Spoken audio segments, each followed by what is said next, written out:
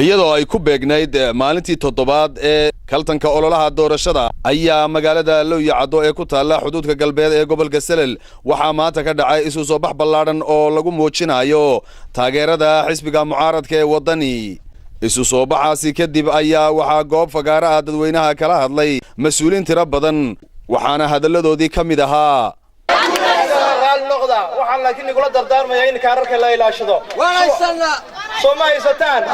kulmiye ka ilaashada kulmiye waxaad ka ilaashada waxaad yeeshaan soo kalaha annagu maalin kasta waxa weeyaan taageerayaasheedu annagu diyaar baan nahay in isbedel helaan diyaar baan yihiin in isbedel khayr qabaan ka hela xisbiga wadani annagu Jabuuti kama soo daabulna dad oo kaalay nooca ma niraahdo soo sidaa ma aha أو بحين لا يحدى دليرتي لا يحدى كي جوا جيلكي بورنا يعني هذا كلية ما حلقوا مسبيله كوسي ما أو بحيني وهو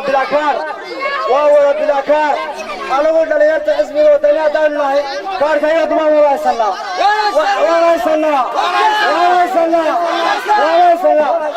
كابال كاسلو كبحياك كان سنة أسكسعنا فرتين ودني ما سو عدكين ودني ما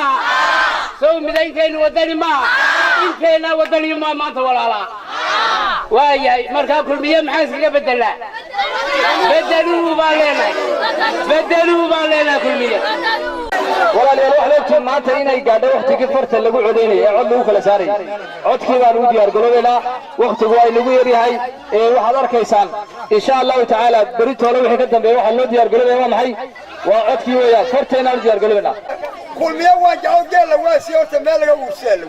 من ده لما روح ليش شاقيا ليك الموسى ونك يجري دليرت عيدا باقريا قبلها عافمات ويكون دولة يا هو وسؤال تاس عاوز كيف يقولتي إيه كيف يلقي ده نبى وين يلقي أنا كله وين أنا قوة حالنا كل مية وانس برني أنا ولد بلال الله يرى وقول إيكم ما بحرو أنا قوة قال باسية ضد كل أي وحكستنا واسبي ولو كل مية هو